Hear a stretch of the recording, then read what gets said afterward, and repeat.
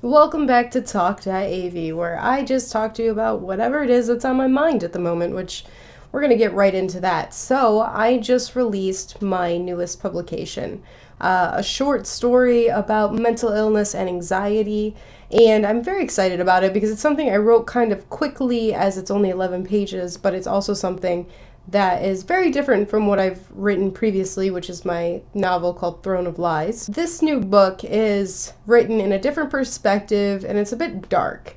And it's a bit of a ugly look at a harsh reality that a lot of people live, that a lot of people don't even know exists, which is just one form of mental illness. A lot of people have anxiety, a lot of people have depression, a lot of people are bipolar, a lot of people have all these different stems of mental illness that is kind of a hush-hush topic. So as somebody who has very quietly and secretively had panic disorder, anxiety, and forms of agoraphobia for damn near her entire life, if you don't know what I'm talking about, I'm saying me, I've had those problems for as long as I can remember.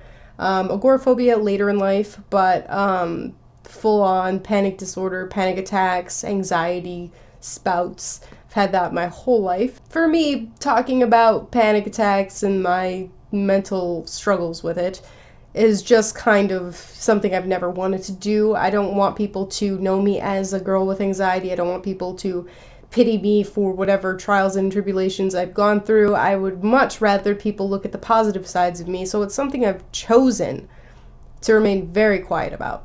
But it's something that I deal with on the daily. So for me, I thought this might be a way to give back to those who kind of struggle with a similar thing, is just by giving this understanding to a vast majority of people who maybe want to understand and can't, or just for people to feel like they can relate to something, like that they're not alone. So I've chosen to make this work free.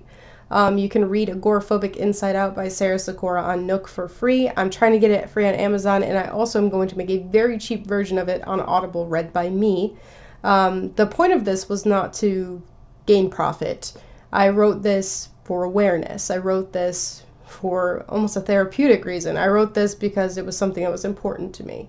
So I would really appreciate it if people would check it out. It's very short. It's just over 2,000 word count, 11 pages. You can read it in one sitting. So that's been big in my recent days since my last vlog. Also, last night I was talking to a really good friend of mine about life in general, and we did talk about vlogs, and I told him about what I'm doing, and he really loved it, and he kind of gave me an idea, because I was talking about why partially I didn't want to do videos anymore. And one of the many reasons, because this is not the only reason, this is not the most important reason either, it's just one of the many, was the comments I was getting started to play upon my own insecurities.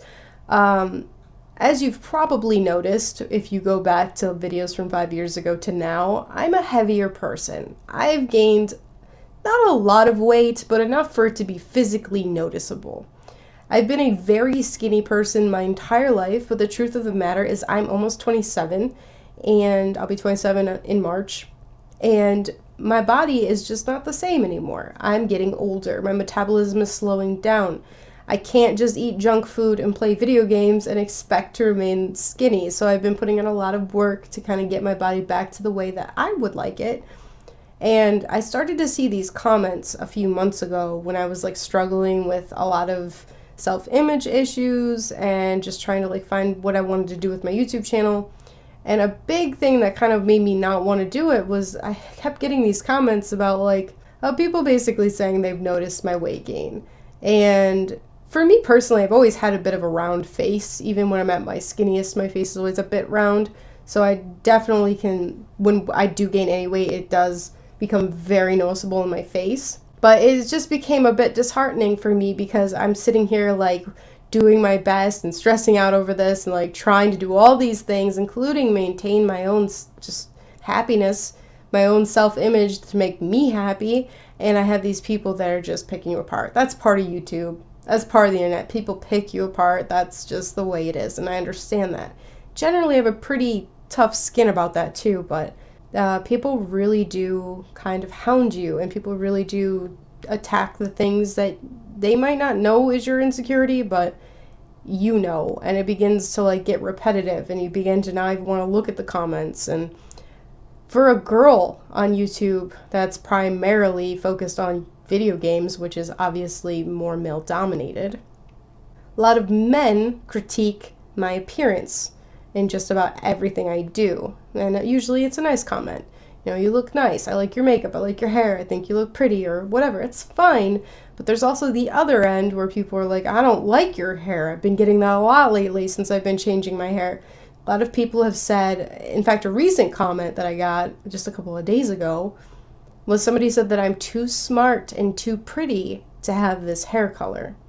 Which my reply was something along the lines of, your intelligence does not equate to your hair color and blah, blah, blah. It's pretty ignorant to assume that it might. I've always, I'll put up a picture. Me as a child, I was blonde hair, green eyes, bright blonde hair. As I've gotten older, my hair has dulled to a sandy blonde color, an ashy, dirty blonde, but it is still a blonde shade, technically. It's just bordering on the brown side, but I would say it's still classified as blonde. I feel most comfortable with blonde. I had brown hair because I was letting my hair kind of settle. I went from blonde to red, like bright, Ariel red. And after that, my hair was kind of damaged from all the dyeing and bleaching and all that. So I just dyed it brown just to let it kind of heal. And then that healing just became easy because I knew the upkeep of blonde was quite a lot. You always got to bleach your roots. As you can see now, I need to get my roots done. And this is just after 3 months of my hair just kind of growing out naturally. And it becomes a bit of an upkeep. So for just convenience, I left my hair darker.